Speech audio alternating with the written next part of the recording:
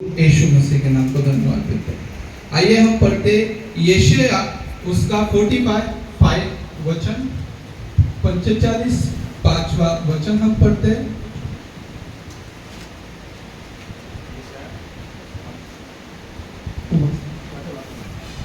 यशायाह 45:5 मैं यहोवा हूँ और दूसरा कोई नहीं, मुझे छोड़ कोई परमेश्वर नहीं। यद्यपि तू मुझे नहीं जानता तो भी मैं तेरी कमर कसूंगा। यहाँ पे खुदा क्या कहता है? मुझे छोड़ कोई परमेश्वर नहीं। तो एक ही परमेश्वर है जिन्होंने हमें बनाया है, जिन्होंने हमें ठहराया है, जिन्होंने हमें चलने के लिए ताकत दी है, जैसे मुझे बोलने की ताकत दी है। तो वो क्या है? वो एक खुदा है। मैं पहले पूछना चाहता हूँ, मेरी बात समझ में आ रही है? क्योंकि मैं मराठी हूँ, मैं हिंदी बोलता हूँ, पर मेरी भाषा आपको थोड़ा अलग लगेगी क्योंकि मैं पुणे से हूँ, मुंबई की भाषा थोड़ी अलग है। तो समझ लिए, वचन को समझिए, मुझे ना समझे तो भी चलेगा। वचन ये कहता है, यहोवा यह कहता है, मुझे छोड़ कोई नहीं है। तो मुझे छोड़ कोई नहीं तो हम किधर जाएंगे? तो उसके ही पास जाएंगे, तो उसके छोड़ कोई नहीं। पर हमें कब पता चला कि उसको छोड़ कोई परमेश्वर नहीं है?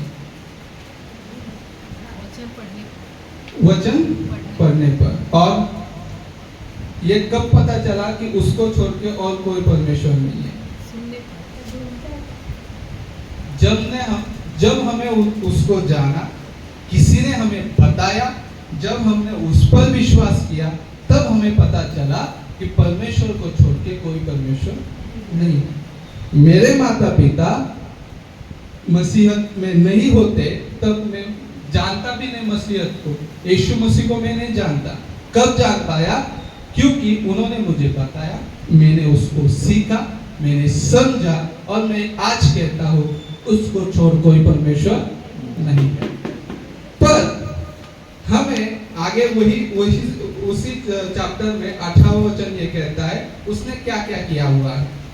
क्योंकि यहोवा जो आकाश का सृजनहार है वही परमेश्वर है। उसी ने पृथ्वी को रचा और बनाया, उसी ने उसको स्थिर भी किया। उसी ने उसे सुनसान रहने के लिए नहीं परंतु बसने के लिए रचा है। वही यहोवा कहता है, मैं यहोवा हूँ, मेरे सिवाय दूसरा और कोई नहीं है।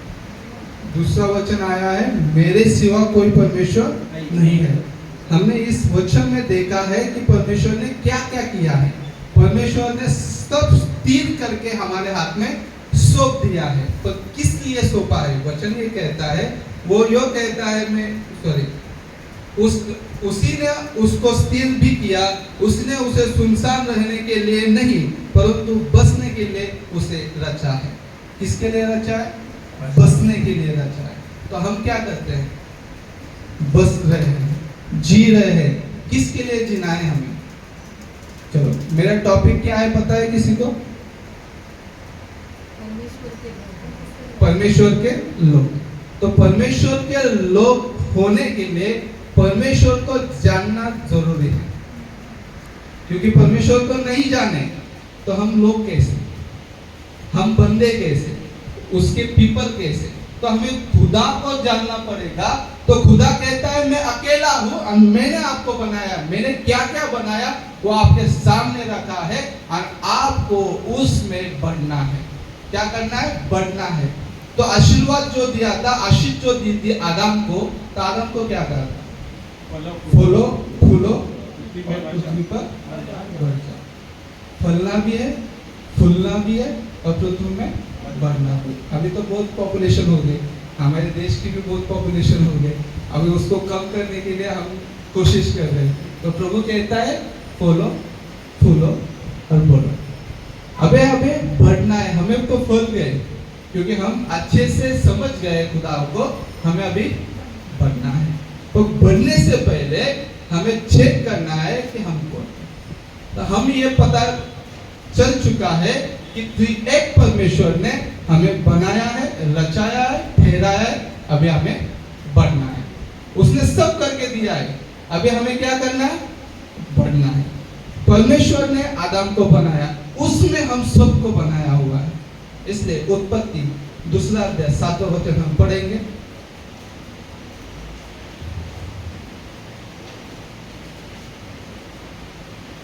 तब यहोवा परमेश्वर ने आदम को भूमि की मिट्टी से रचा और उसके नथनों में जीवन का श्वास फूंक दिया और आदम जीवित प्राणी बन गया। यस, आदम क्या हुआ? जीवित प्राणी बन गया। पर किससे रचा हुआ है? मिट्टी से। अभी परमेश्वर को तो हम जान गए, परमेश्वर एक है, उसको छोड़ कोई परमेश्वर नहीं है, और परमेश्वर ने हमें ठहराया है, अभी हमें बढ़ना है। पर हमें समझना है हम कैसे बने। हम कैसे बने हैं?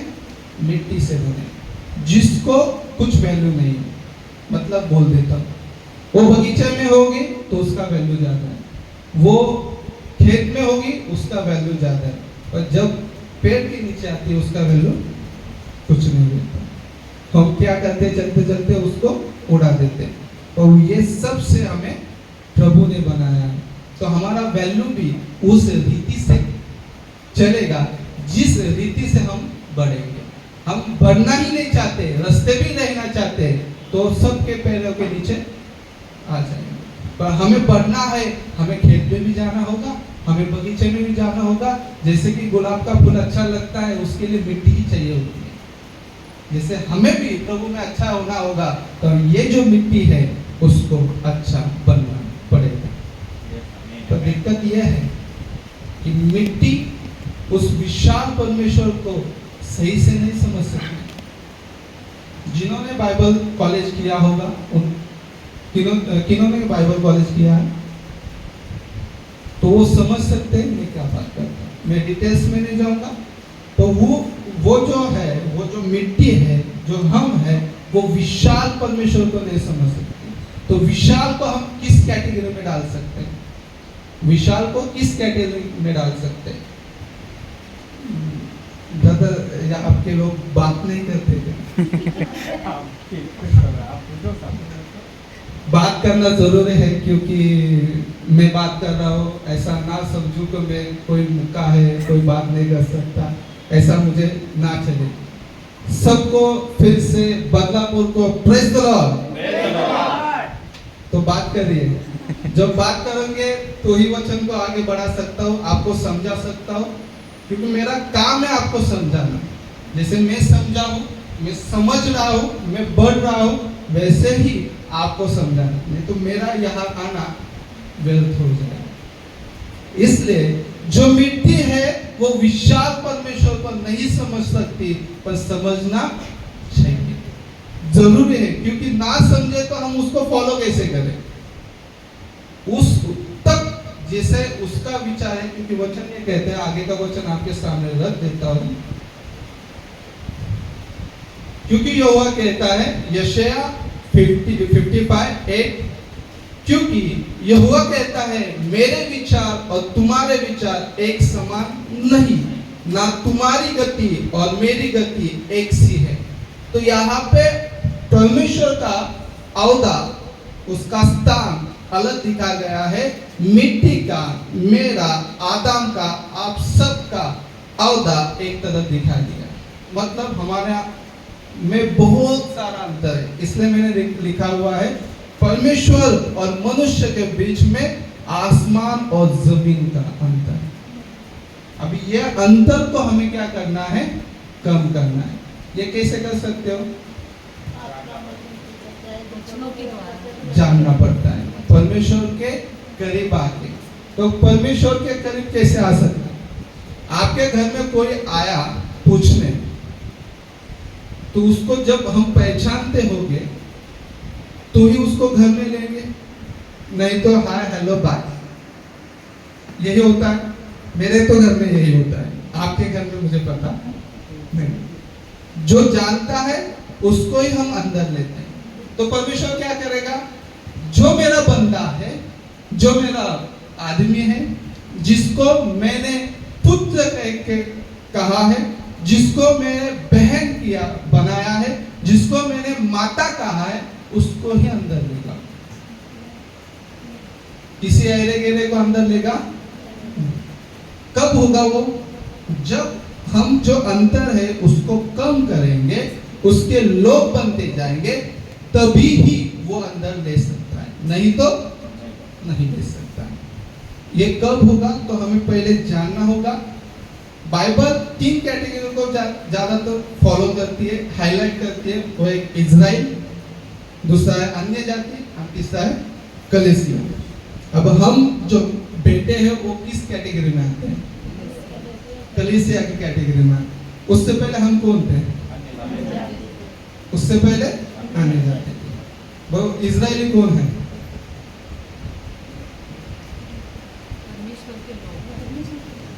कौन है? आपने एक वर्ड कहा था कि हम चुने हुए हैं। तो हम चुने हुए हैं कि इजरायली चुने हुए थे? कौन थे? इजरायली चुने हुए थे। क्यों चुने हुए थे वो? कोई बोल सकता है कि इजरायली क्यों चुने हुए थे? क्यों बाइबल टोटल फोकस इजराइल के ऊपर करती है? क्यों करती है? कोई बता सकता? क्या है? अब्राम से जो वाचा बांधी थी उसकी। अब्राहम से वाचा बांधी थी। पर अब्राहम ने क्या किया था वाचा बांधने के लिए? परमेश्वर के साथ था। नया करार में यह बताया जाता है उसके जैसा विश्वास योग्य कोई नहीं मिला परमेश्वर। जो विश्वास की डेफिनेशन दी जाती है अब्राहम के सिवा किसी को नहीं दी जा सकती। उसके द्वारा आया। तो उससे पहले फिर आदम कहाँ गया? उससे पहले आदम था तो वो कहां पे गया?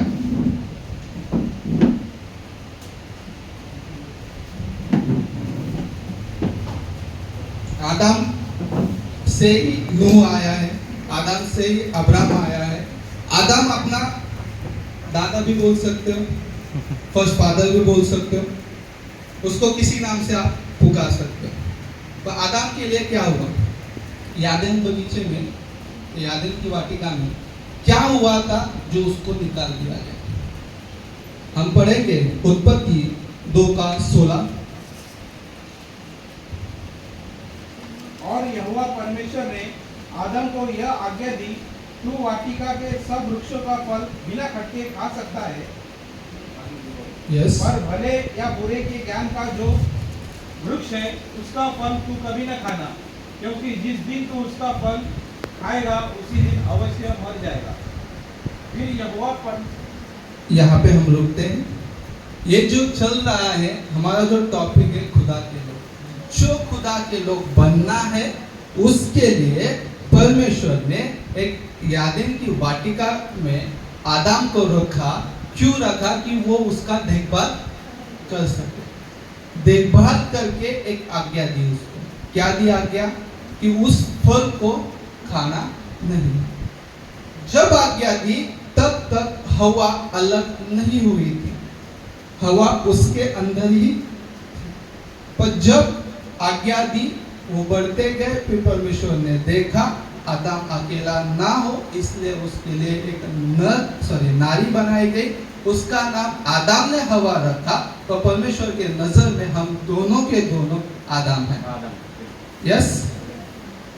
तो परमेश्वर ने हवा को बनाया तो इसलिए बनाया कि ये दोनों मिलके इसकी रखवाली करेंगे। अब मुझे ये कहना है कि परमेश्वर ने जब बनाया था तो उनको भले या बुरे का ज्ञान दिया हुआ था या नहीं दिया हुआ? ये क्वेश्चन मार्क है। उनको भला या बुरा पता था या नहीं पता था? नहीं पता। पर हम ये कहते हैं कि वो फल खाने से उनकी आंखें खुल गई। तो वो आज्ञा थी। क्या थी? आज्ञा थी। भला और बुरा सुनाने वाला कौन था? बड़ा और बुरा सुनाने वाला शैतान। वो फल उसी नाम से पहचाना जाता था। बट वो आज्ञा उन्होंने तोड़ के खाने के बाद तोड़ दी, और तोड़ने के बाद उनकी आंखें खुल गई और उनको पता चल गया कि मैं कैसा हूं, मैं कैसी हूं। और उन्होंने बुरा समझ में आया तो अच्छी की तरफ भागे और उन्होंने उनके लिए वस्त्र तैयार कर लिए। मतलब क्या हुआ? जब वो थे तब किसके भरोसे चलते थे? किसके? परमेश्वर के। तब उधर भला भी नहीं आता, बुरा भी नहीं आता, सिर्फ परमेश्वर आता। हम परमेश्वर कौन है? परमेश्वर कौन है? पूरे सृष्टि को बनाने वाला। उसमें एक चीज है जो किसी में नहीं है और किसी में नहीं है। भलाई तो हम में भी है, हम भी दान कर सकते हैं। और क्या है? वो भी हम भी प्रेम कर सकते हैं। और क्या है? पवित्रता। पवित्रता तो है, हम भी उसके जैसे जब हम बनेंगे हमें भी पवित्रता आएगी। और क्या है? हाँ?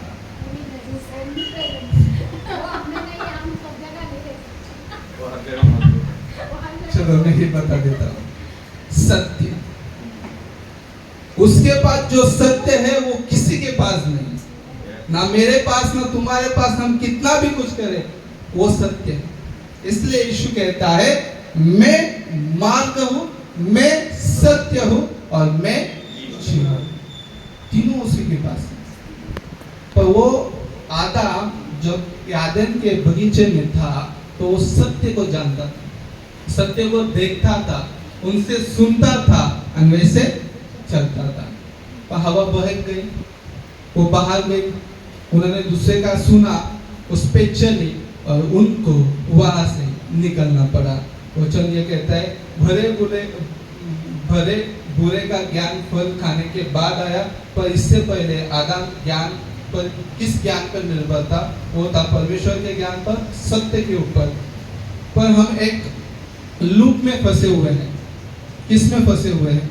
मतलब अभी थे ये भी बोल सकते हैं।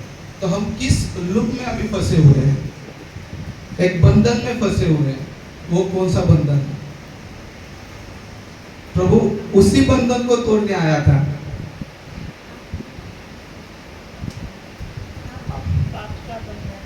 और उससे भी जो लास्ट का बंधन है,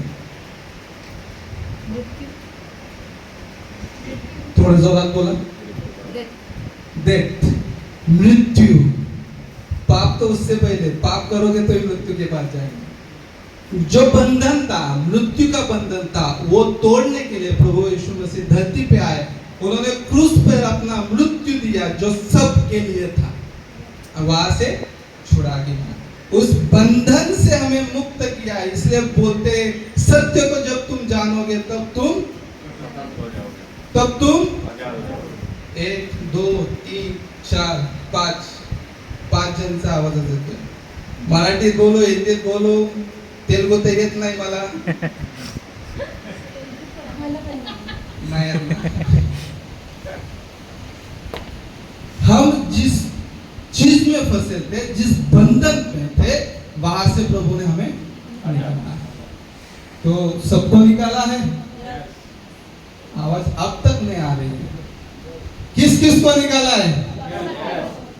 हाथ दो ही खड़े हुए। मुझे तो निकाला है बेटा। यस, आप तो सब याद कर रहे हो। प्रभु को धन्यवाद कि प्रभु को हम जान चुके हैं। तो अब क्या करना है? उसमें बढ़ना है। जो अंतर है आसमान और धरती का, उसको कम करना है। प्रभु किधर मिलने वाले हमें? किसको पता? बातों पे।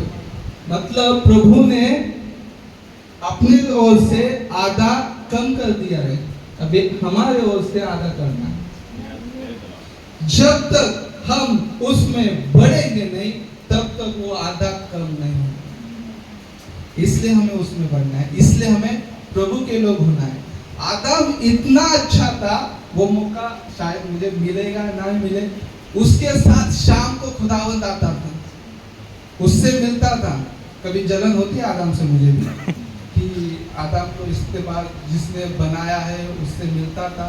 तभी भी उसके साथीदार जो हवा थी, उसके वजह से उसको भी हुआ। उसने भी उसको पूछा नहीं तूने कहाँ से फल लाया। जैसे कि हमें अभी सिखाया जाता है कि पूछो, ये वचन ऐसे कैसे कहता है। उसने पूछा होता तो वो बच जाता, उसको भी बचा लेता, क्योंकि वो उसका आदमी था, वो बोल सकता है तू माफी मांग तो हो जाएगा, क्योंकि प्रभु यही चाहता था, और उन्होंने किया कुछ नहीं। उसका इस तरीके से बाहर निकाला हो सकता है, तो हम तो कुछ भी नहीं है। जिस पहले आदम को, जिस पहले मनुष्य को उस यादन की वाटिका से बाहर निकालना पड़ा, तो हम उसके कुछ भी नहीं, उसके सामने कुछ भी नहीं है। हम वचन को देखेंगे, उत्पत्ति 3 अध्याय 15वां वचन, उसके बाद उसका ही 24वां वचन देखते हैं। और मैं तेरे और इस स्त्री के बीच में और तेरे वंश और इसके वंश के बीच में बैर उत्पन्न करूंगा, वह तेरे सिर को कुचल डालेगा और तू उसकी एड़ी को डसेगा। यस, अब ये दो वंशज कहा है, वे दो वंशज किसके? तेरे वंश और इसके वंश। तेरे वंश किसके? थोड़ा आवाज। शैतान। यस, नाश्ता तो करूंगा। शैतान के। तो इसके वंश किसके?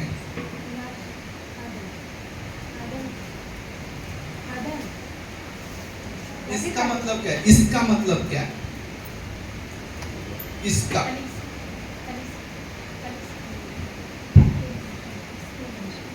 किसको कहा गया है? किसको कहा गया है? यहाँ पे यीशु मसीह की तो बात हो रही है, पर किसी को कहा गया है? स्त्री के बारे में। वो स्त्री हमें पता चल चुकी है कौन है। कौन है? मरिया। जो यीशु मसीह आए थे वो इज़राइल से आए थे, और जो मरिया थी वो इज़राइली थी। कौन थी? इज़राइली थे। तो यीशु मसीह किसके लिए आए थे? इजराइल के लिए। किसके लिए आए थे? इजराइल के लिए। इज़राइल के पक्का है। Yes. इसको लॉक करो, बाद में इसको खोलता हूं। प्रभु यीशु मसीह इज़राइल के लिए आए थे, और वचन ये कहता है, 24वां वचन कहेंगे, इसीलिए आदम को उसने निकाल दिया। क्यों निकाल दिया? कौन बोल सकता है क्यों निकाल दिया? आज्ञा का उल्लंघन किया उसने। कैसे हुआ ये? किसी ने उसके स्त्री के कान में बोल के गया, और उन्होंने गलत इंटरप्रेट करके उसको अंगीकार किया, और वो वहां से बाहर निकला। ऐसे बहुत सारे अभी पृथ्वी पे घूम रहे हैं, और वो हमें बताते हैं अन्य भाषा चंगाई आपको मिलेगी। चंगाई का मतलब कौन बता सकता है मुझे कि ये चंगाई है करके? कौन बोल सकता है?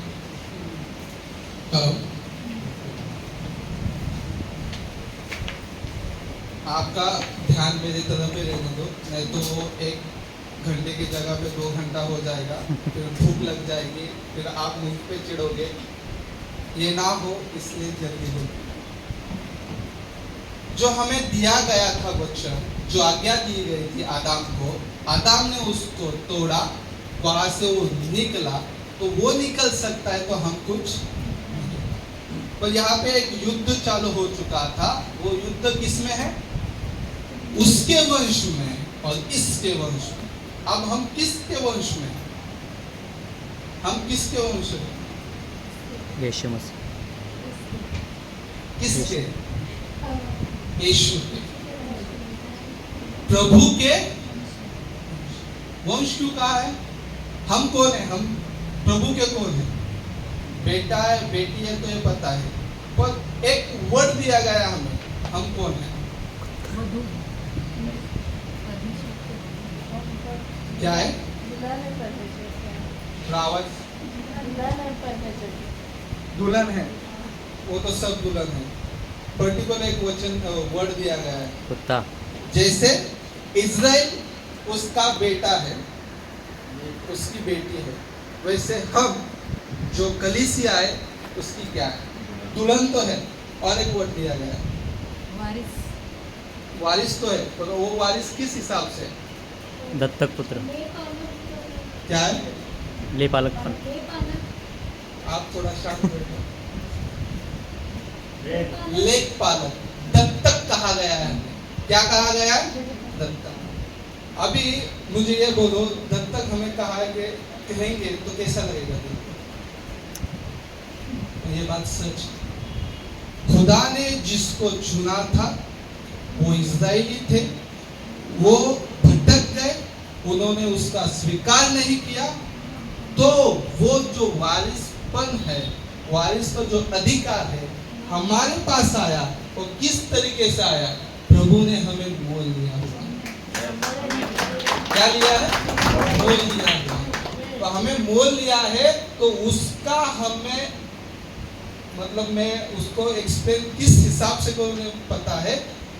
जब हम कुछ तो ढूंढने को जाते हैं, वो मिल जाता है, जो खुशी मिलती है वो खुशी खुदा ने आपको दी है, उसको संभालना है। खुदा ये कहता है, आगे के वचन में आपको क्लियर हो जाएगा कि मैं एक भेड़ खोई तो इतना परेशान हो जाता हूँ, जब वो मिलती है तो मेरा आनंद बहुत सा होता है। तो वो जो भेड़ है जो इज़राइल थी, उसका जो आशीष है वो हमारे पास आ चुका। आप कैसे चिल्लाओगे, कैसे खुश होगे, मुझे पता नहीं, आपके सामने है। पर सच में खुदा ने हमें दत्तक का, माझ्या मराठीत दत्तक का होईना मला निवडलेला आहे। मला त्याने ज्या जागेत मी उभा राहू शकत नहीं, उस जगह पे उसने खड़ा किया। नहीं हो सकता था मेरे से, उस चीज को अपनाना हो ही नहीं सकता था, वो प्रभु की ओर से हुआ, प्रभु ने ये किया, उसका अनुग्रह था, इसलिए मैं प्रभु का दास बन पाया, प्रभु का आदमी बन पाया, प्रभु का पीपल बन पाया। क्यों? जब मैंने उसको जाना, जब मैं उसके पास जा रहा हूं, तब ये हो सकता है। वचन यो कहता है, अपना उत्पत्ति 6वां अध्याय 8वां वचन, जो आज्ञा को तोड़ता है और प्रभु के साथ नहीं रहता, उसको निकाला जाएगा, परंतु यहोवा के अनुग्रह की दृष्टि नूह पर बनी रही। ये जो परंतु यहोवा के अनुग्रह की दृष्टि नूह पर बनी रही, नूह पर बनी रही। अब मैंने शॉर्ट में लिया है। अभी यहाँ पे अनुग्रह जो है वो नूह पे बना रहा। क्यों बना रहा? क्योंकि नूह जो काम कर रहा था, जो जिसको कहा गया था, उसने जो नाव बनाने के लिए कहा था, उस वक्त जो लोग थे उसको क्या कहते थे? पागल कहते थे। वो कहते थे कि बारिश आएगी नहीं, तू क्या काम कर रहा है? तो उसको पता था, मैंने जिसका सुना हुआ है वो सत्य है, और उस अपने बातों से पलटता नहीं। तो जिसका उसने सुना है उसको सत्य मान के उसने अपने जीवन में कार्य किया, वो नाव बनाई, और उसके साथ साथ कितने लोग बचाए गए? 8 ही लोग बचाए गए, और पूरी पृथ्वी नाश हो गई। ये क्यों हुआ? क्यों हुआ? पाप के बढ़ने के कारण तो हुआ ही हुआ, बट उन्होंने, नूह ने जो आज्ञा उनको दी थी वो तो मानी नहीं, और परमेश्वर को स्वीकारा नहीं। उस वजह से पाप बढ़ा हुआ है। जैसे हम देखते हैं, टॉपिक का नाम याद नहीं आ रहा है, पर जब परमेश्वर की इच्छा होगी इसका नाश करना है, हम इसको भी दे सकते हैं। अब्राहम का परमेश्वर का संभाषण दे सकते हैं। लूत जहाँ पे रहता था उसको नाश करना था, तो प्रभु जब संभाषण हुआ उसके बीच में, तो वो कहता था एक भी आदमी होगा तो मैं नहीं होगा। तो वो एक आदमी तक नहीं आया, वो सिर्फ 10 आदमी तक आया। एक आदमी तक आता तो वो बच जाता, क्योंकि उसने बहुत ट्राई किया। प्रभु ने कहता है ठीक है, मैं तेरे वजह से वो भी करूंगा। 50 हो गए तो ठीक है, 25 हो गए तो भी ठीक है, 10 हो गए तो भी ठीक है, पर एक पर नहीं। अब प्रभु ने एक को ही बचाया। क्यों हुआ?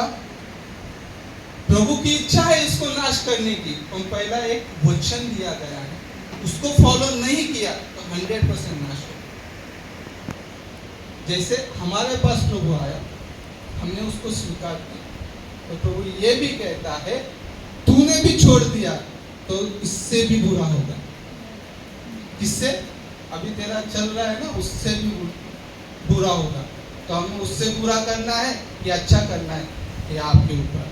वचन आगे कहता है, 9वां वचन ये कहता है, नूह की वंशावली यह है, नूह धर्मी पुरुष और अपने समय के लोगों में खरा था और नूह परमेश्वर के साथ साथ चलता रहा। इसका वर्णन इस वचन में आया हुआ है। दूसरे जो इजराइली है, अभी मैं दूसरी कैटेगरी में आया, इजराइल की कैटेगरी में। इजराइल क्या है उसको समझने के लिए लूक उसका 13वां अध्याय 6, 7, 8 और 9 पढ़ेंगे। ये वचन ये कहता है,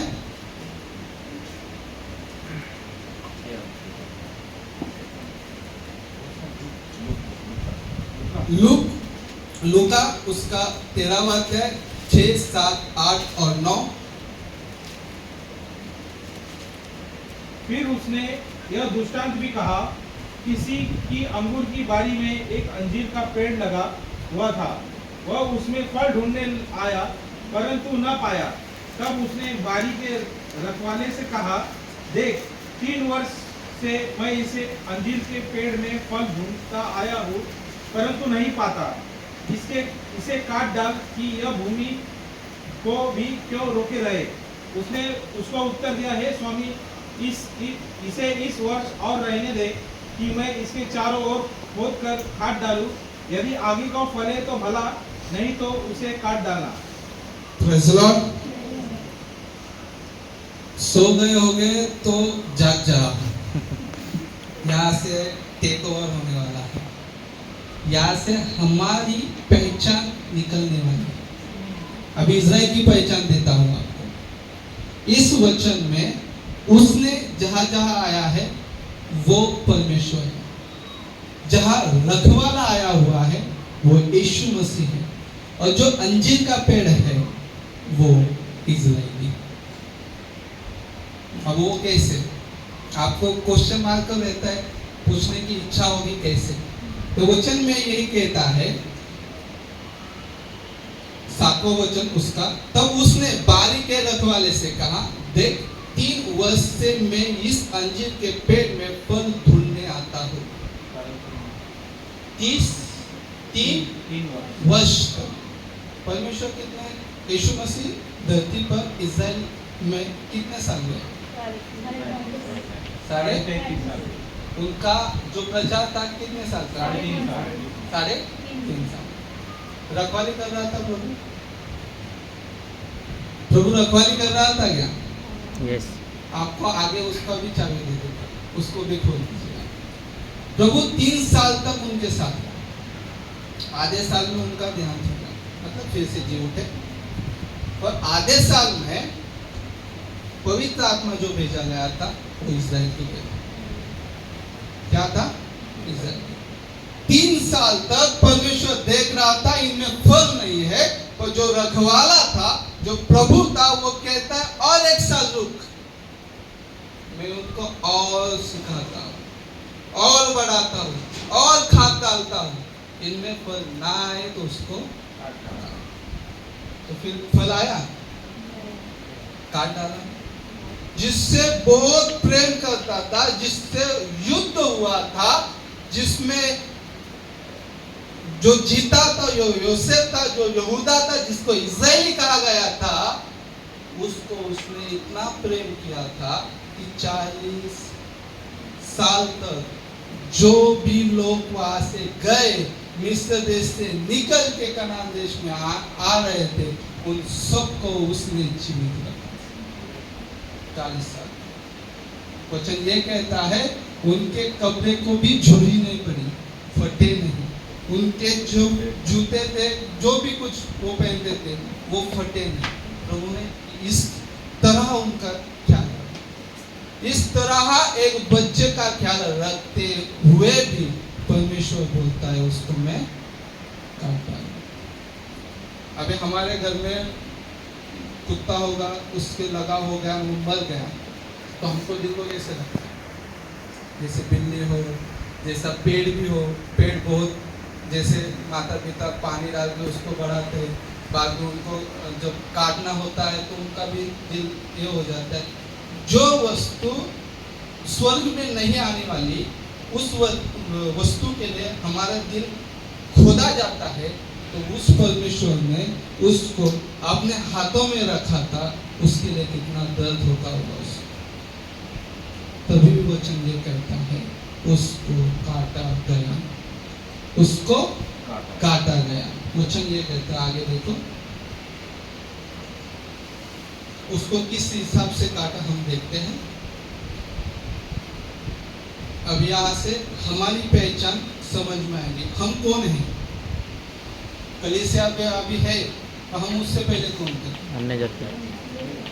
अन्य जन, जेंटाइल कहा गया है इंग्लिश में उसको। हम देखते हैं मत्ती 15 अध्याय 24 वचन, 24, 25 और 26 हम देखते हैं। उसमें हमारा भी समझ में आएगा और इज़राइल का भी समझ में आएगा। उसके आगे उसने उत्तर दिया, इज़राइल के घराने की खोई हुई भेड़ों को छोड़ मैं किसी के पास नहीं भेजा गया। प्रभु कहता है इज़राइल के घराने की खोई हुई भेड़ों को छोड़ मुझे किसी के पास नहीं भेजा गया, किसी के भी पास नहीं भेजा गया। इज़राइल को छोड़ के ना अपना क्या म्हणता है, ना मराठी, ना हिंदी, ना फारसी, ना बुद्धिस्ट, ना किसी के पास नहीं भेजा, सिर्फ इज़राइल के घराने के लिए भेजा। उसको छोड़ मुझे किसी के पास नहीं भेजा। प्रभु ये वचन यहाँ पे क्लियर करता है कि मुझे सिर्फ इज़राइल के लिए भेजा गया। पर एक स्त्री थी जिसको कनानी कहा गया है, जिसको जेंटाइल वर्ड आता है, वो इस तरह उससे विश्वास रखते हैं। हम आगे बढ़ेंगे। वचन यो कहता है 25, पर वह आई और उसे प्रणाम करके कहने लगी, हे प्रभु मेरी सहायता कर। वचन आगे कहता है, उसने उत्तर दिया कि लड़कों की रोटी लेकर कुत्तों के आगे डालना अच्छा। किसके सामने? किसकी रोटी है? इज़राइल। इज़राइल। इज़राइल किसके पास डाला हुआ है? उसका रोटी किसको नहीं लेना है? अन्य जाति को। ऐसा हाथ करो, हाथ फिर ऐसा करो। कुत्तों के आगे। किसको? कुत्तों के आगे। मुझे नहीं देनी, मतलब हमको। सब करो ना, मैं अकेला करके करूँ। शो देखने तो ले आया। हाथ ऊपर करो। क्या शर्म आ रही है वहां पे कुत्ता लिखा है करके? नहीं, तो फिर हम अपने आप ऊपर हाथ मेरे। प्रभु नहीं चाहता कि हमें दे, इसकी इच्छा है तो हमारे मुझे तुम क्रॉस करने के लिए भी बोलोगे। प्रभु तो कहता है कि मैं सबके ऊपर बारिश बरसाता हूँ, धर्मियों पे भी बारिश बरसाता हूँ, जो पाप करते हैं उसके ऊपर भी बारिश बरसाता हूँ। वो क्या है फिर? आप तो बोलते हैं मेरे लिए रोटी नहीं दी गई, बोल सकते हैं क्योंकि बहुत सारे बाहर वैसे ही बैठे हुए हैं, वो हमें वही काम करते हैं। प्रेम अलग रहता है, न्याय अलग रहता है, और जो हक दिया गया है, वारिस दिया गया है, वो एक ही रहता है। उसको छोड़ किसी के पास नहीं भेजा। हमें जब सीख रहे थे तो हमारा आंखों में सच में आंसू आए कि हमें कुछ नहीं था। प्रभु ने मतलब ये भी अच्छा है फर्ज, इससे भी गहरे गुजरे थे, वहां से यहाँ तक लाते रखे। पता नहीं आपको समझ में आया कि नहीं आया, पर हमें समझ में आया। अभी भी उस वक्त हम जब गए थे, अभी भी उस वचन को हम पढ़ते हैं तो हमें हमारे औकात समझ में आते हैं। अब मुंबई की भाषा चालू हो गई, हमारे औकात हमें समझ में आते कि हम क्या हैं। कोई मुझसे नाराज होगा कि भाई ये क्या बोल रहा है, हमारे बारे में ऐसा क्यों बोल रहा है, तो बाइबल यही कहती है मैं उससे आगे नहीं जा सकता, ना उससे कम जा सकता। बाइबल हमें उस रीति से संबोधित करती है क्योंकि हम वैसे ही थे। जिस पता नहीं आप किस बैकग्राउंड से आए हुए हो, तो हम जब पीछे जाएंगे तो हम कुत्तों की भी आराधना करते थे, हम हम पत्थर की भी आराधना करते थे, हम जहाँ देखे वहाँ मत्था टेकते थे। उस रीति से हम आए हुए। अब प्रभु ने नीचे से ऊपर हमें किया, तो हमें हमारी पहचान जो कलीसिया है ना, जब पहचान होगी, खुद की जब पहचान होगी, तो परमेश्वर साफ साफ नजर आए। किसी को पता चल रहा है, नहीं चल रहा, तो इसको रिपीट करता हूँ। तो ये बात को समझना जरूरी है कि परमेश्वर ने हमें कहां से कहां तक लाया।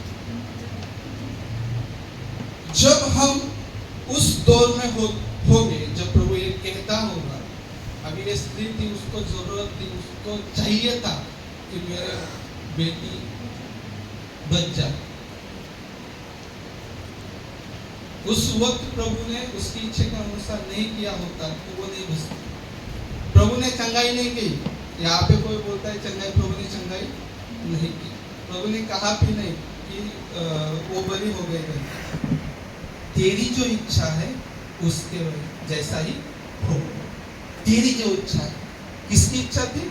उस लड़की जिसके लिए प्रभु नहीं आया था, जिसके लिए आशीष नहीं है, जिसके लिए चंगाई नहीं है, उस स्त्री को हम सबको बोलता है तेरी इच्छा के अनुसार हो। तो मेरी इच्छा क्या है?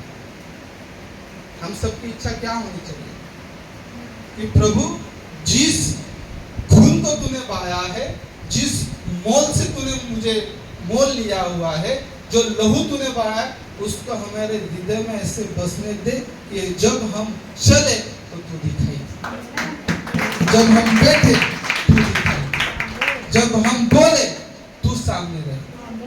जब ऐसा होगा तो प्रभु कहता है आ मेरे बच्चे, आ मेरी बेटी, चल हम जाते हैं। वो साथ रहता है। इसलिए तो वो कहता है जब तक तुम मुझसे जुड़ोगे नहीं तब तक तुम कुछ भी नहीं कर सकते। वचन ये कहता है जो अन्य जाति थी उसके लिए तो प्रभु ने आया था। जो 11 चेले थे वो भी अन्य जातियों के लिए दिए गए नहीं थे, वो सिर्फ इस्राएल के लिए दिए गए। तो एक बंदे को प्रभु उठाते, उसको बदलता है और उसको कहता है इसको भेजा हुआ है अन्य जातियों के लिए। वो कौन है? पौलुस। उसको कहा, उसको देखता हूँ प्रेरितों के काम 9 अध्याय 15 वचन ये कहता है परंतु प्रभु ने उससे कहा कि तू चला जा, क्योंकि यह तो अन्य जातियों और राजाओं और इस्राएल के सामने मेरा नाम प्रकट करने के लिए मेरा चुना हुआ पात्र है। उसी पुस्तक में 18वां अध्याय में 6वां वचन ये कहता है परंतु जब वे विरोध और निंदा करने लगे तो उसने अपने कपड़े झाड़ कर उनसे कहा तुम्हारा लहू तुम्हारे गर्दन पर रहे, मैं निर्दोष हूँ। अब से मैं अन्य जातियों के पास जाऊंगा। ये इसलिए दिया है कि आपको समझ में आए। हमारे लिए जो प्रेषित दिया गया था वो पौल था, क्योंकि प्रभु जो आए थे इस्राएल के लिए आए थे। जो 11 चेले चुने गए थे 12 थे, एक में माइनस करता हूँ क्योंकि वो तो प्रभु ने चुना हुआ 12 थे, 11 ही रहे। बाद में जिसने चुना उसके लिए मैं कुछ नहीं बोलता। तो 11 चेले दिए गए थे इस्राएल के लिए। ये चेले को जो खड़ा किया वो किया इस्राएल अन्य जातियों के लिए, मतलब हमारे लिए। और जो वचन हमारे पास उन्होंने इस रीति से पहुंचाया है उससे हमें साफ साफ यीशु मसीह दिखाई देते, साफ साफ प्रभु यीशु मसीह दिखाई देते कि नहीं दिखाई देते? आप समझ रहे हो, सोए हुए हो, कुछ पता नहीं। समझ में आ रहा है? Yes, praise the Lord. मुझे समझ में आ रहा है, मुझे तो आ रहा है, आपको यस। आगे वचन को जाएंगे हम। मत्ती 22 का 4वां वचन, 5वां वचन, 6वां वचन देखेंगे।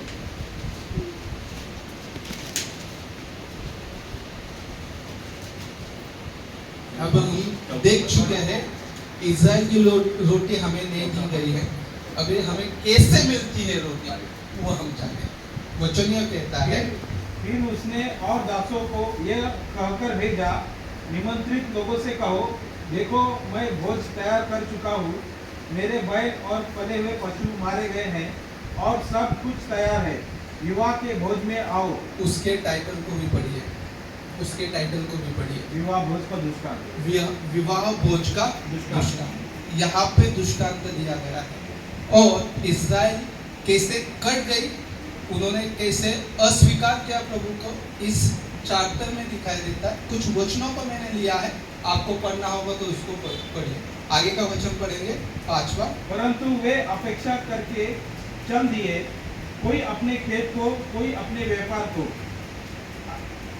आगे। अन्य लोगों ने जो बच रहे थे उसके दासों को पकड़कर उनका अनादर किया और मार डाला।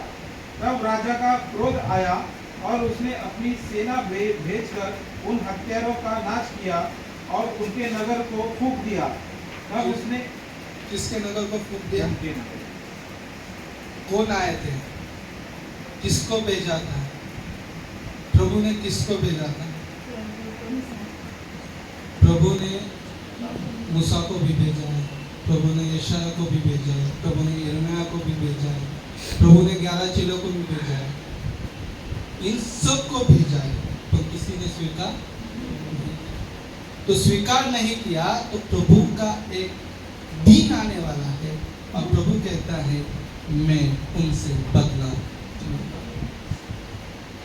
तो हमें समझना है कि हमने स्वीकार नहीं किया तो प्रभु किस हिसाब से हमसे बातें करने वाला है, मतलब उसका हाथ किस हिसाब से चलने वाला है। जब तक हम उसको स्वीकारेंगे, समझेंगे, जैसे इज़राइल का हाल हुआ वैसा मैं मेरा ही बोलता हूँ, आप आपका बोलिए, मेरा हाल ना हो, मेरा हाल। वचन आगे कहता है, तो तब उसने अपने दासों से कहा, विवाह भोज तो तैयार है, परंतु निमंत्रित लोग योग्य नहीं ठहरे। निमंत्रित लोग योग्य नहीं ठहरे। कौन योग्य नहीं ठहरे? निमंत्रित लोग। कौन निमंत्रित? इज़राइल इज़राइल इज़राइल नहीं, हम नहीं, इज़राइल इज़राइल। वो क्या थे? निमंत्रित थे, उन्होंने उनको चुना हुआ था।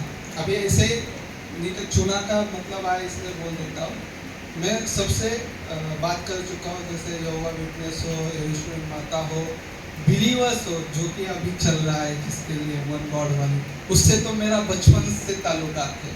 उसको कैसे धोना है हम भी धो सकते हैं, उससे बचपन से ताल्लुकात है। उनका कहना है कि हम चुने हुए, पर हम चुने हुए हैं तो हम भरमाते क्यों?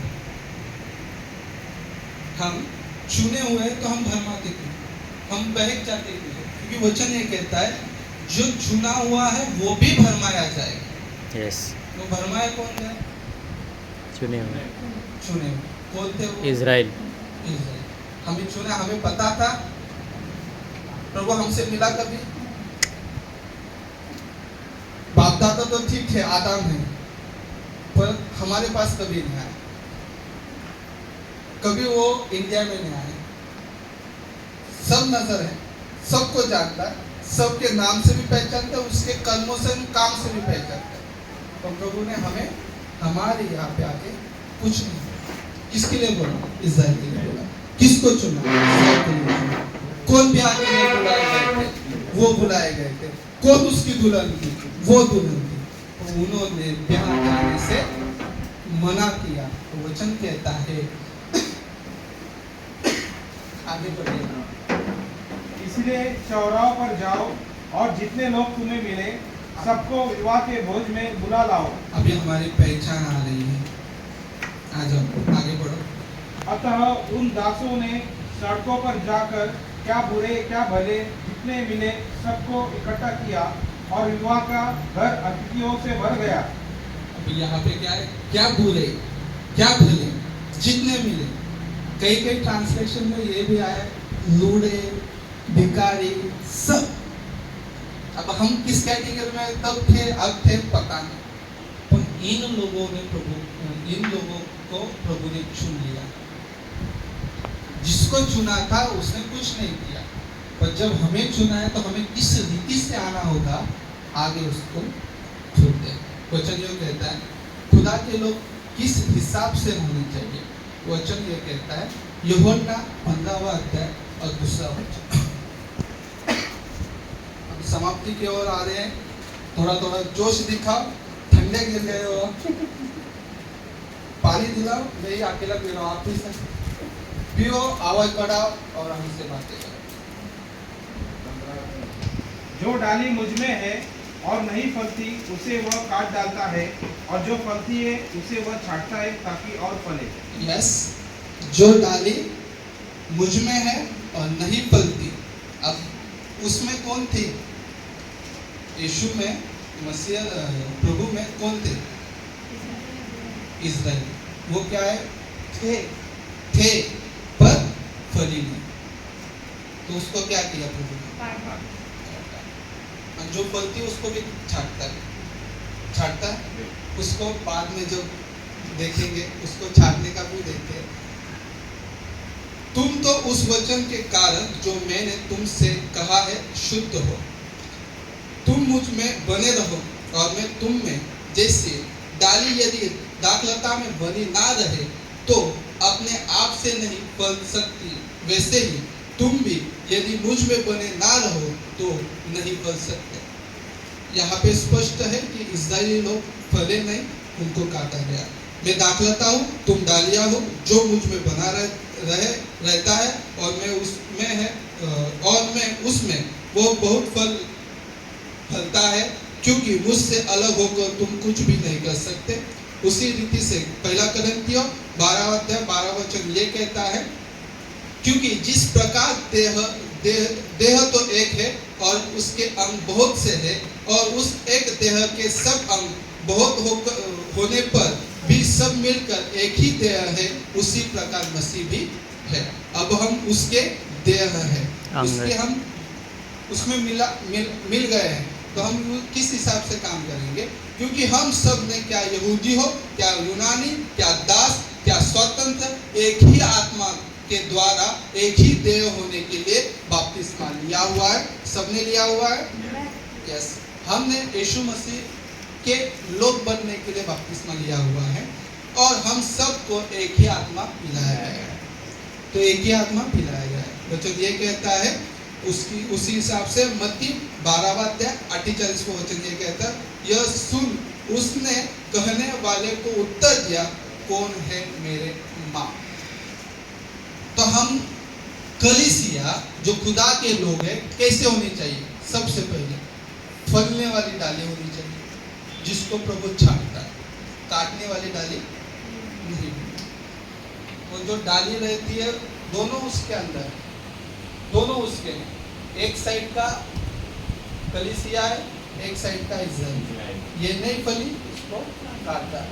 ये फल रही होगी तो इसको छाटेगा, पर ये भी नहीं फली तो उसको भी क्यों काटेगा?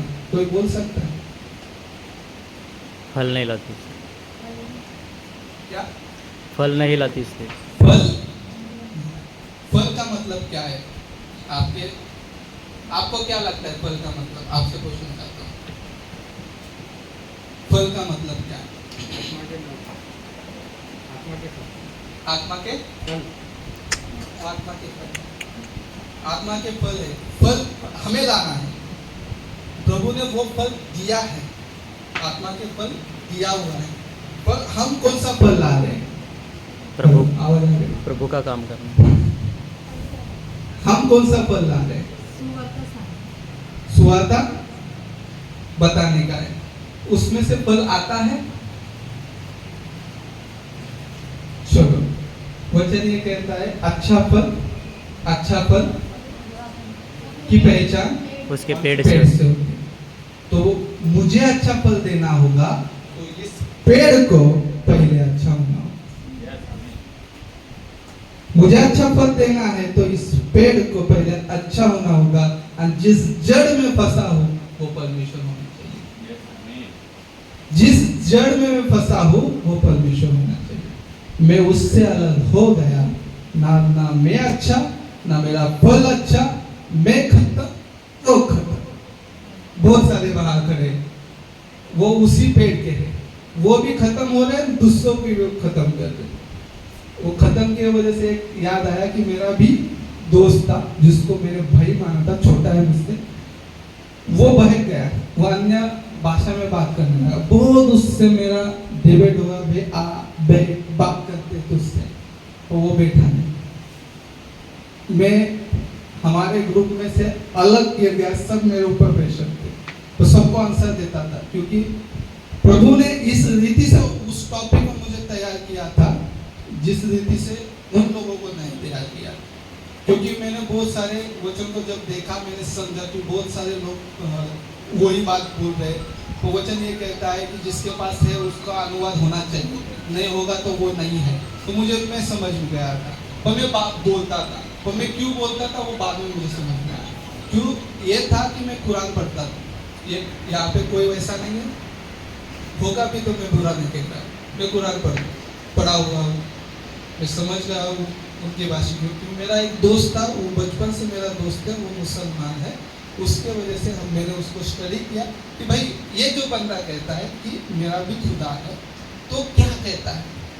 जब हमें उसके उर्दू शब्द थे, वो मेरी जबान पे थे, और मैं कभी कभी एकांत में होता था तो वो शब्द आते, तो मुझे लगता था भैया वो अन्य भाषा, पर मैं घुटनों पे जाता था, तो ये तेरी ओर से होगा तो मुझे वो बता दे। मैंने सब किया, और वो कहता है कि भाई तुझे मिला ही नहीं, तू उससे गुजरा ही नहीं, तो तुझे कैसे पता चल गया।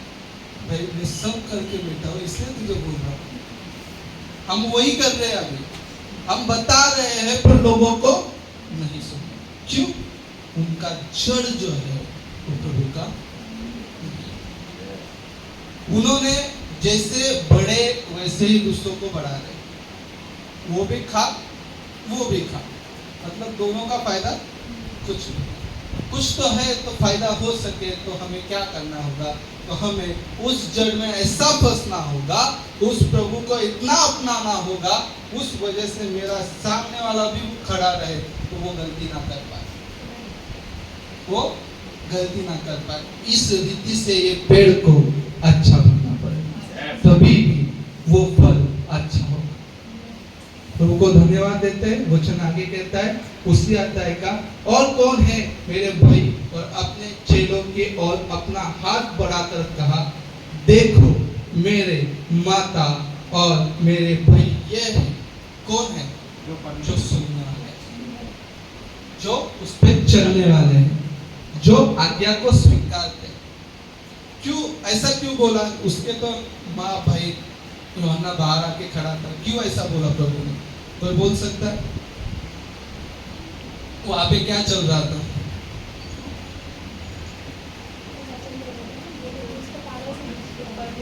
क्या चल रहा था? प्रभु के काम को तो सब वैसे भी हम भी नहीं समझे, हम अभी समझने लगे। वो तो पागल समझ के उसको पकड़ने लगे। वचन वहां पे ये कहता है कि वो उनको सिखा रहा था,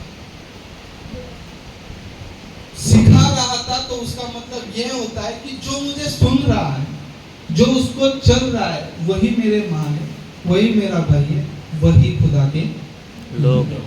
जो मुझे सुनने वाले, मुझे सिर्फ लेके जाने वाले हैं, उससे मेरा कोई मतलब नहीं। हाँ कि 12 साल तक उनके ही घर में रहा यीशु मसीह, पला बड़ा, तभी यीशु मसीह कहता है, स्त्री बघ हा तुझा मुलगा, यूहन्नाला सांगतो बघ ही तुझी आई। त्या ठिकाणी उस वक्त प्रभु ने बता दिया था कि मैं रिश्ते बनाने, इसलिए मैं रिश्ते किससे बनाता हूँ? सिर्फ मेरे जो लोग हैं उनसे रिश्ते बनाता हूँ, उससे दूसरा कोई मतलब नहीं था। तो बोल देंगे भाई ये तो बच्चा था, कैसा बच्चा है कि माँ को दूसरे को दे दिया गया। यीशु मसीह उसके लिए नहीं आए थे, क्योंकि होता है, जिस बैकग्राउंड से मैं आता हूँ, मेथोडिस्ट चर्च थे, उधर 40 दिन के अभी प्रेयर चालू है, तो वहाँ पे टॉपिक आने वाला है 7 शब्द के ऊपर, अभी होगा कुछ दिनों के बाद आगे के महीने में, तो उसमें वो शब्द आता है, देखिए तेरी माँ, देखिए तेरा पुत्र, ये शब्द आता है। तो उसमें कहते हैं कि खुदा ने उसका जो है वो दूसरों को सौंप दिया, इतना उन्होंने ख्याल रखा अपनी माँ का। वहां पे एक्चुअल वो वर्ड नहीं था, वो नहीं था, वो अलग मीनिंग था। तो लोगों को अच्छा दिखाने के लिए बोलना पड़ता है, लोग बोलते हैं। हमें समझना है, प्रभु कहता है जो मेरा सुनने वाला है वही मेरा भाई है, वही मेरा बहन है, वही मेरी माँ। क्यों ऐसा क्यों कहा? मुझे एक जान दो वो कैसे क्यों कहा कि ये आई तेरे तुझे सौंप देता हूं, क्यों कहा? कोई बोल सकता है?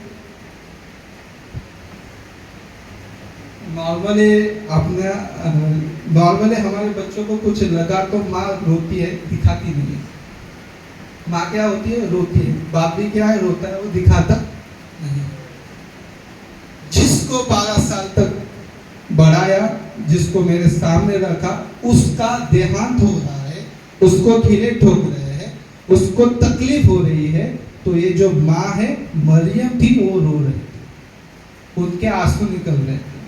तो वो शांत हो, उसको कोई तो सहारा मिले, और उसको सहारा देने वाला उसका भाई जो यूहन्ना था, उसको बोल दिया कि ये देख, अब ये जो स्त्री है वो तेरी माँ है, और ये देख ये तेरा पुत्र है, मैं तेरा कुल। क्या है? मैं तेरा कुल। क्यों? क्योंकि वो रो रही थी। उस वक्त खुदा को उसको शांत करना था, और खुदा ने वो चीज की। तो यहाँ पे क्या होता है कि वो टॉपिक को लेकर प्रचार किया जाता है, एक्चुअल वो टॉपिक ही नहीं। खुदा के लोग जब बनना है तो हमें उसको सुनना पड़ेगा, तो उसको सुनना होगा, उसको समझना होगा। उसको समझना होगा। तो मरियम रोती ही नहीं। मरियम को समझ में आता कि जो लटक रहा है उसने हमारे लिए क्या किया है, वो समझ जाती, सुन पाती, तो उसने वो रोती नहीं, वो आनंदित होती। क्या होती? आनंदित होती। इसलिए तो प्रभु कहता है तुम आप रहोगे तो तुम्हारा आनंद दुगुनित हो। कब होगा? बाद में उनको 40 दिन के बाद समझ में आया, और वो आनंदित होके हर एक देश में फैल। प्रभु को धन्यवाद देते हैं कि उसके भाई बहन बनने के लिए हमें उसकी सुननी पड़ेगी, उसके पुत्र होने के लिए हमें उसकी सुननी पड़ेगी, उसके लोग होने के लिए हमें उसके इच्छा के अनुसार चलना पड़ेगा। इसलिए मत्ती 7वां अध्याय 21वां वचन ये कहता है, जो मुझसे हे प्रभु कहता है, उनमें से हर एक स्वर्ग के राज्य में प्रवेश ना करेगा, परंतु वही जो मेरे स्वर्गीय पिता की इच्छा के अनुसार चलता है। इच्छा के अनुसार जो चलता है, प्रभु उनको ही कहता है ये मेरा पुत्र है, ये मेरी पुत्री है, ये मेरा बंदा है, ये मेरी बंदी है, ये मेरा भाई है, ये मेरी माँ है, ये मेरी बहन है। कब? प्रभु के इच्छा के अनुसार चलेंगे। तो पिता की इच्छा क्या है? पिता की इच्छा क्या है?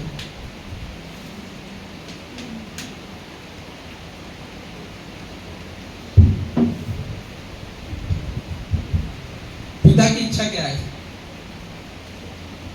3 लोग पहाड़ पे थे, मैं स्टोरी बोलता हूँ, आप बोल देना। यीशु की सुनो। किसको? यीशु की प्रभु यीशु मसीह की सुनो। मेरा वो एक लौता पुत्र। अभी वो इसको बोलना पड़ेगा मुझे, शेखर देवी को। यहाँ पे कैसे आया? वहां पे आवाज आती है जिसको किसी ने नहीं देखा, उस आवाज को किसी ने नहीं देखा। वो कहता है इसकी सुनो, ये मेरा प्रिय पुत्र है। तो जो पुत्र है उसकी सुनना है, तो लोग किसकी सुनते हैं? ये भी आप चेक करना पड़ेगा, क्योंकि नहीं हाजी देवी है तो मिसाल तो ये तो नहीं सामने, ये तो नहीं हो पाएगा हमसे। इसलिए तो कहते हैं वेलकम टू खरी शिक्षा। हमें समझना होगा प्रभु को, तभी हम प्रभु के पास जा सकते हैं, नहीं तो नहीं जा सकते। प्रभु यहाँ पे तो ऐसे लिखा है हे प्रभु सबका तो प्रवेश नहीं होगा। प्रभु को ने समझना पड़ेगा, प्रभु का डिफिनेशन समझना पड़ेगा, उसके बाद ही उसके पास जा सकते, नहीं तो नहीं जा सकते। उसका बंदा बनने के लिए, उसका लोग बनने के लिए हमें उसकी इच्छा समझनी पड़ेगी, उस इच्छा के अनुसार चलना पड़ेगा। जब तक हम वो चलते जाएंगे तही तेव्हाच आपण त्याचे लोक असू शकतो, नहीं तो हम उसके लोग नहीं है। अभी एक चेतावनी देता हूँ, यदि ना हो, हमसे उसके साथ ना चल पाए तो क्या हो सकता है, क्योंकि उसने उसका लहू बहा दिया, वो फिर से नहीं बहाएगा। इसलिए तो इब्रानियों की किताब में कहा है वो एक ही बार मना है, एक ही बार जिया हुआ है, एक ही बार उसने खून बहाया है, अब बार बार नहीं होगा, नहीं होगा। अभी नहीं होगा तो उसके बाद क्या है? उसी अध्याय में ये कहता है जब एक बार खाई में गिर गए, मतलब तुम अच्छे बन गए, तो उससे गलत होकर तुम खाई में गिर गए, कोई नहीं तुमको उससे बाहर निकालने। एक बार तो निकाला, आपको समझ में आया, फिर उसी खाई में क्यों जा रहे? वचन ये कहता है, यूहन्ना 15 वचन, आपके लिए चेतावनी देता हूं, यदि कोई मुझ में बना ना रहे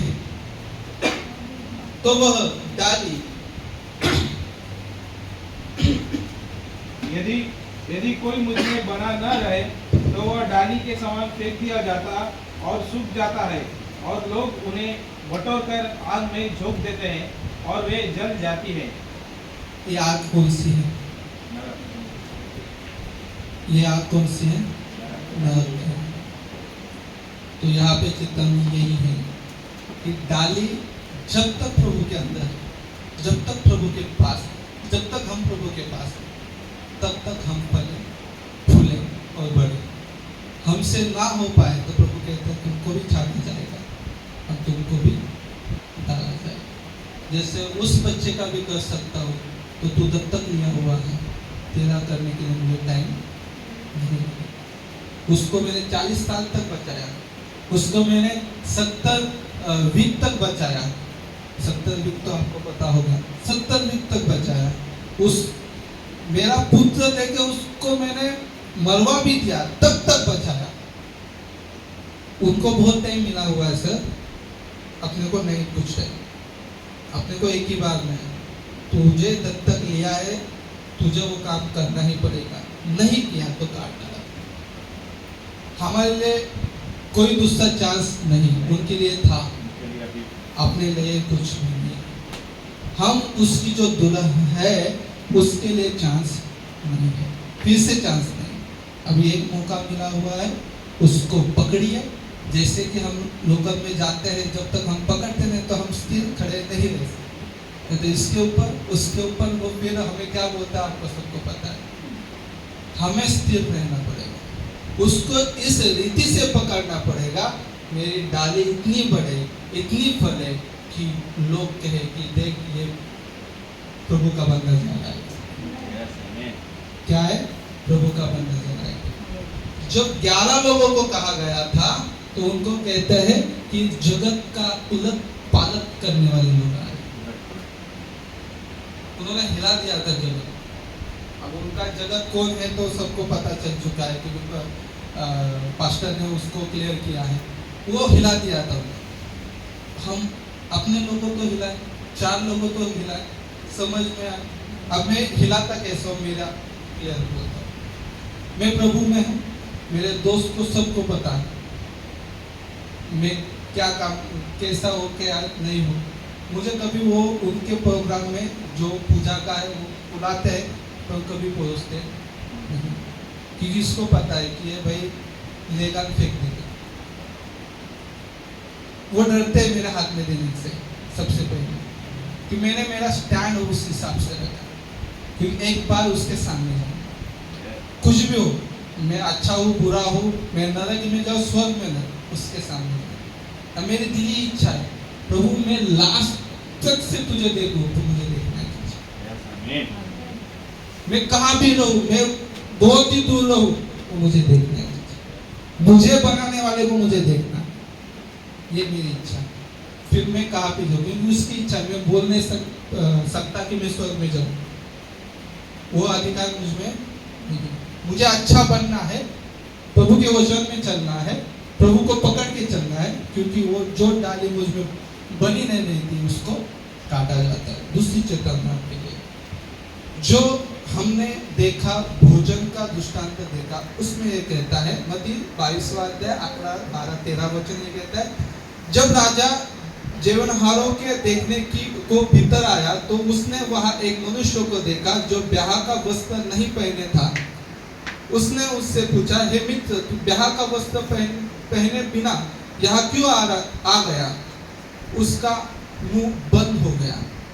तब राजा ने सेवकाओं से कहा, इसके हाथ पांव बांधकर उसे बाहर अंधियारे में डाल दो, वहां रोना दांत खाना पीसना होगा।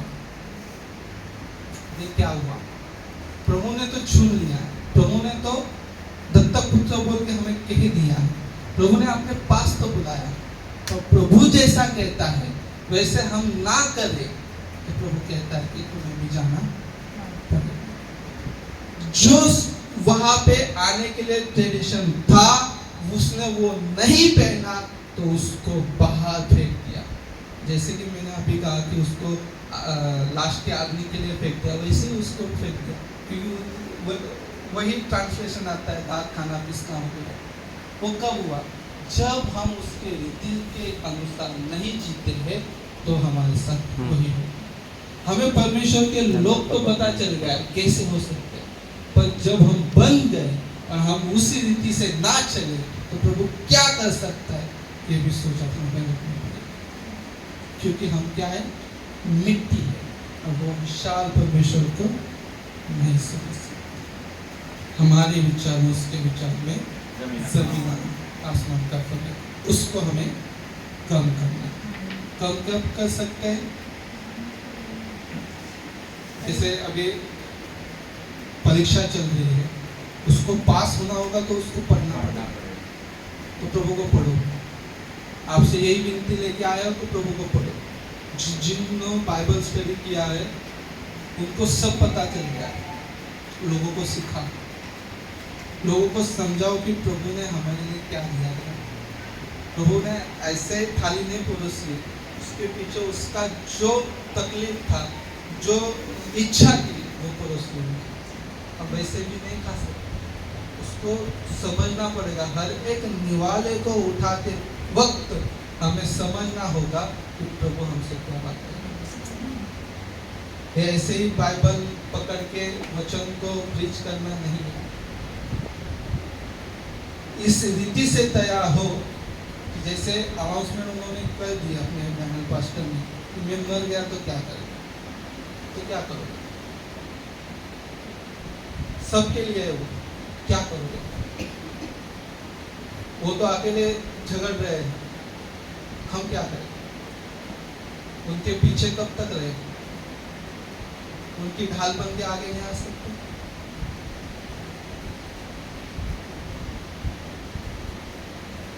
आपको मेरा कहना भी वाजिब नहीं है, मेरा अधिकार नहीं है आपको उस रीति से बोलने का, तभी कहता हूँ आओ सामने तो आओ, देखते क्या होता है। प्रभु को तो वही चाहिए कि मेरा बंदा इस रीति से खड़ा हो जो आगे का जो पूरा दुनिया है वो हिल जाए, वो हिल जाए। वो पर्टिकुलर 11 लोगों के लिए नहीं कहा था, पर्टिकुलर हर एक व्यक्ति के लिए कहा था कि उन्होंने जगत को उलट पालट कर दिया। तो फिर वो अकेले थोड़ी है, हम भी हैं, हम भी जगत को उलट पालट कर सकते हैं। हमने भी स्टडी किया हुआ है, हमने भी समझा है खुदा को।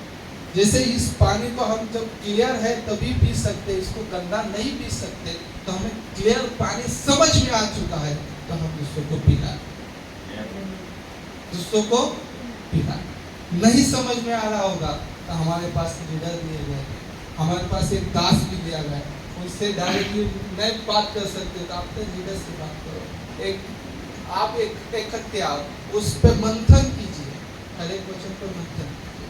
हमारी यही इच्छा है दोनों की, हम वही करते हैं।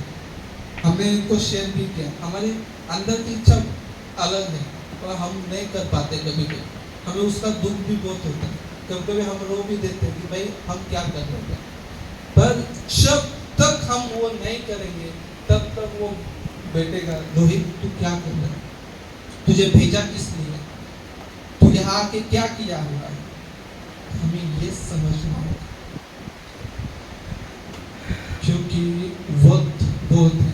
तो एक गाना है ना, थोड़ा समय है बाकी सेवा भी काफी, वो कवाली आपको पता होगी, जो प्रीचिंग सॉरी जो वर्शिप करते हैं उनको पता है। समय थोड़ा है, वक्त खत्म हो चुका है, हम उस नाव पे है जिसको छेद है, हम उस नाव पे हैं। छेद कितना भी आप बंद करने की कोशिश करो, मतलब आपने कितना ही काम किया, पर वो छेद को सही रीति से बंद नहीं कर पाए तो हम पानी में जाएंगे और हम मर जाएंगे। उसके बाद कोई नहीं हमें बचाने वाला।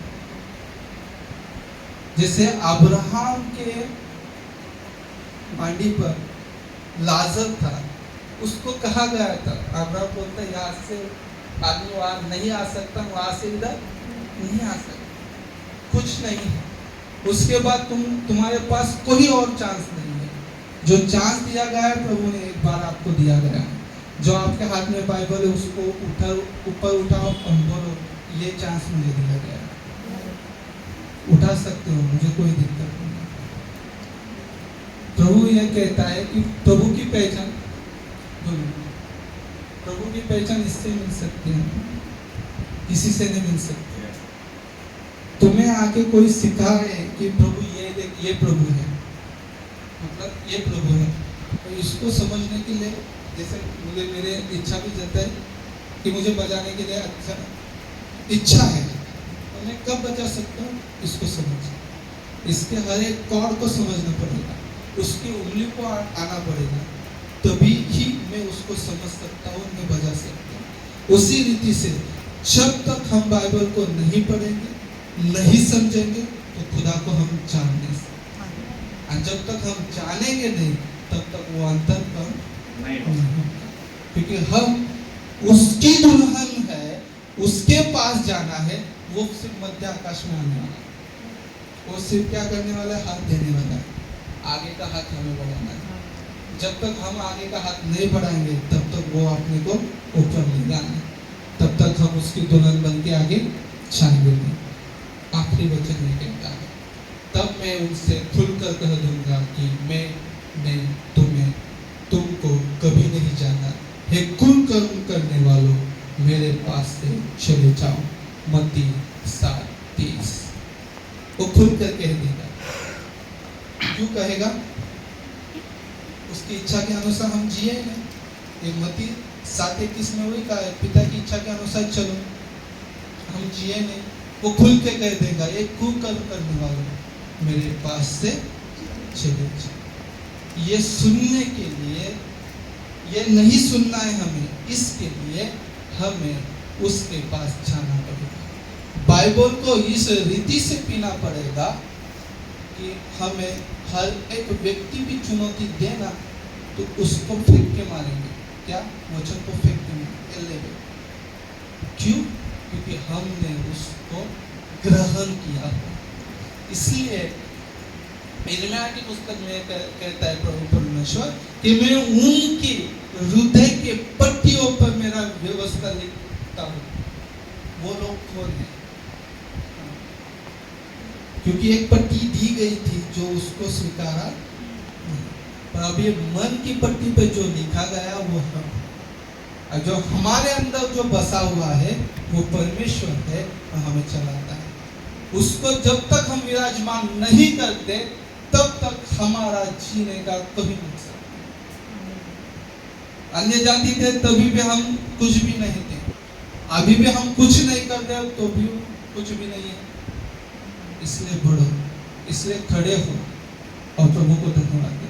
आइए हम प्रार्थना करते हैं। Thank you.